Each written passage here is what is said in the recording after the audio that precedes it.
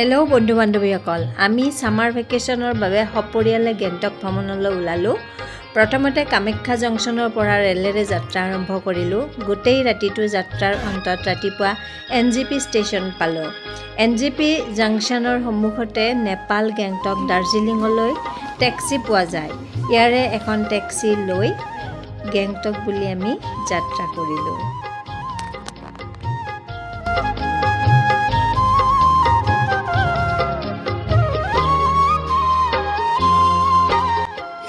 আমাৰ দুয়োজনৰ মাজত বাবু বহিছে আৰু বাবুৱে ভৰ টোপনিত পৰিছে।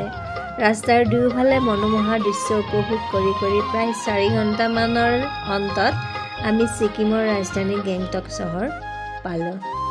আগতেই হোটেল বুক কৰি থৈছিলোঁ কাৰণে সেয়ে গৈয়ে হোটেলত প্ৰৱেশ কৰিলোঁ।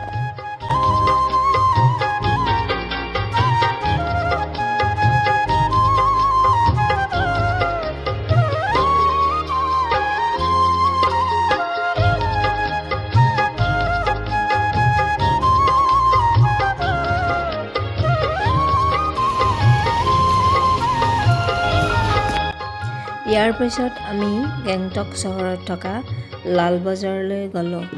এই বজাৰখন গেংটক চহৰৰ আটাইতকৈ ডাঙৰ বজাৰ।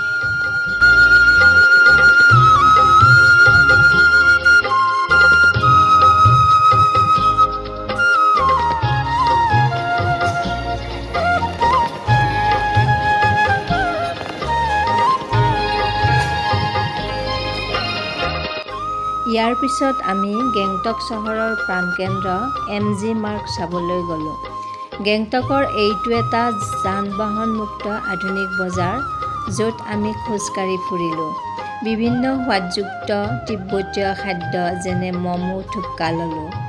গেংটক আহি MG মাৰ্গ নোচোৱাকৈ নাযাব, লগতে ম'মোৰ সোৱাদ ল'ব।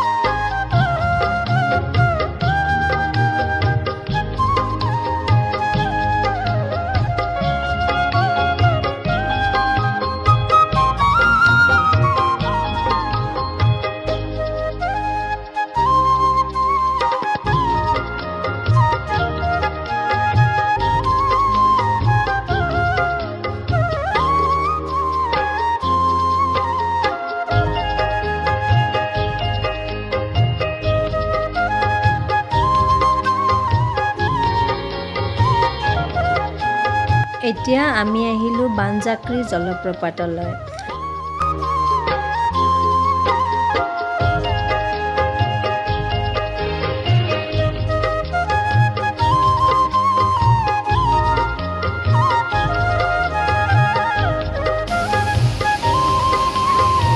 বানজাক্ৰি জলপ্ৰপাত হৈছে গেংটক চহৰৰ পৰা প্ৰায় 7 কিলোমিটাৰ দূৰত্বত ৰাংকা পথলৈ যোৱা পথত এই জলপ্ৰপাতটো অৱস্থিত।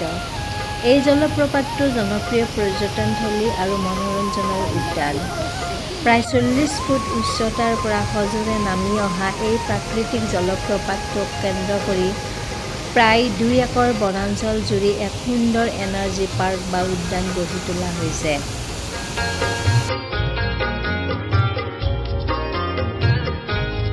ইয়াত পৰ্যটকৰ বাবে পেডেল বোট চালনা, জিপলাইন এডভেঞ্চাৰ আৰু খোজ কাঢ়িবৰ বাবে ধুনীয়া দলং তথা পকী পথ আছে। শিশুসকলৰ খেলা-ধূলাৰ বাবেও সুকীয়া ব্যৱস্থা আছে। প্ৰকৃতিৰ নান্দনিক সৌন্দৰ্য উপভোগ কৰাৰ লগতে ছিকিমৰ পৰম্পৰাগত লোক-সংস্কৃতিৰ আভাস পাবলৈ গেংটকলৈ যোৱা পৰ্যটকসকলৰ বাবে ই এক উপযুক্ত স্থান।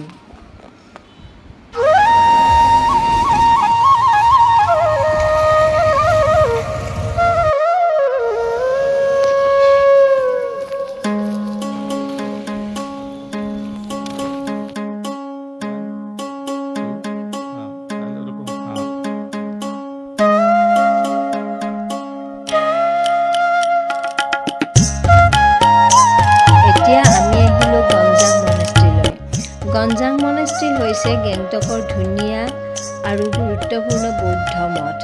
মনেষ্ট্ৰীখন গেংটক চহৰৰ কেন্দ্ৰৰ পৰা প্ৰায় 6 পৰা 8 কিলোমিটাৰ দূৰত্বত অৱস্থিত। সাগৰ পৃষ্ঠৰ পৰা প্ৰায় 6066 ফুট উচ্চতাত অৱস্থিত। এই পবিত্ৰ স্থানখন স্বয়ং চতুৰ্দশ দলাই লামাই আশীৰ্বাদ দিছিল। মনেষ্ট্ৰীৰ ভিতৰত ভগৱান বুদ্ধৰ এক বিশাল মূৰ্তি আছে।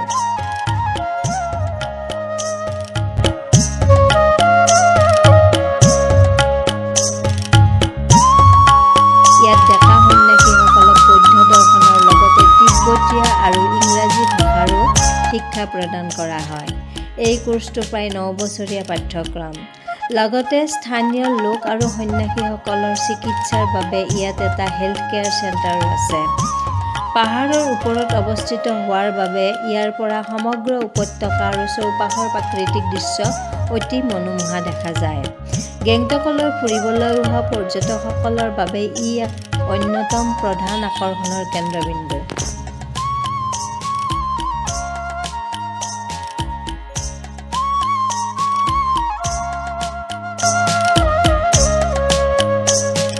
ইয়াৰ পিছত আমি আহিলোঁ তাচি ভিউ পইণ্টলৈ। তাচি ভিউ পইণ্ট গেংটকৰ এক অতি জনপ্ৰিয় পৰ্যটনথলী।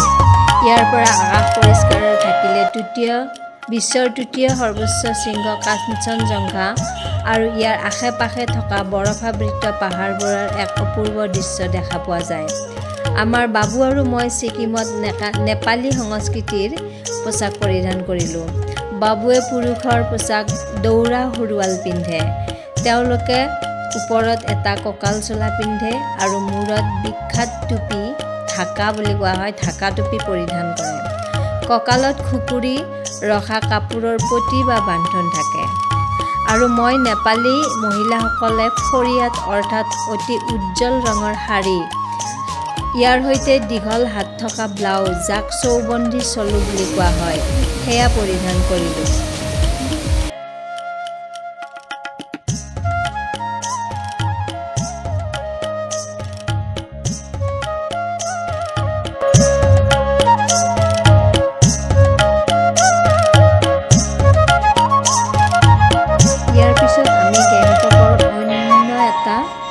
জলপ্ৰপাতলৈ আহিলোঁ। অতি মনোমোহা দৃশ্য, খুব ভাল লগা দৃশ্য।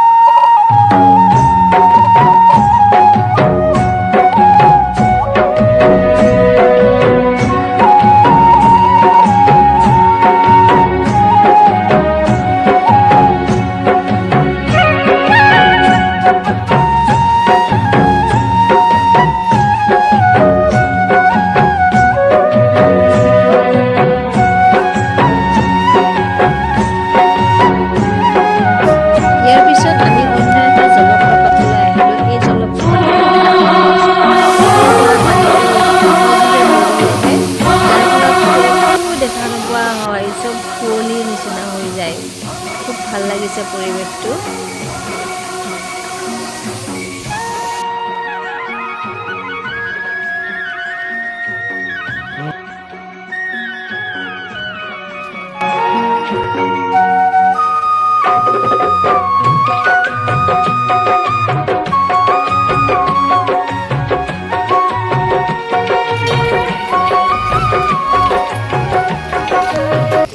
এইবাৰ আমি আহিলোঁ গণেশ টকলৈ। ইয়াত আমি এটা সেৱা কৰি ল'লোঁ।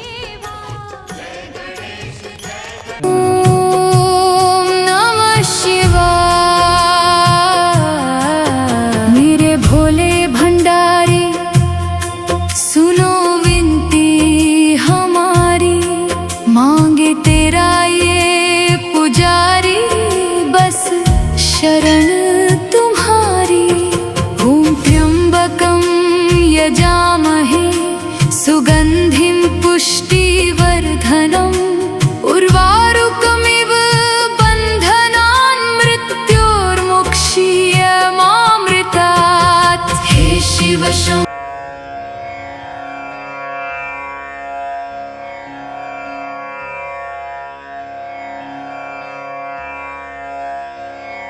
बुद्धं शरणं এইবাৰ আমি আহিলোঁ এনচাই মনেষ্ট্ৰীলৈ। এনচাই মনেষ্ট্ৰী গেংটকৰ এক অন্যতম পুৰণি ধৰ্মীয় স্থান। ই গেংটক চহৰৰ কেন্দ্ৰবিন্দুৰ পৰা প্ৰায় 3 কিলোমিটাৰ দূৰত্বত এক শান্ত আৰু ধুনীয়া পাহাৰীয়া পৰিৱেশত অৱস্থিত। ছিকিমৰ বৌদ্ধ ধৰ্মাৱলম্বী লোকসকলৰ বাবে এই মঠৰ গুৰুত্ব অপৰিসীম।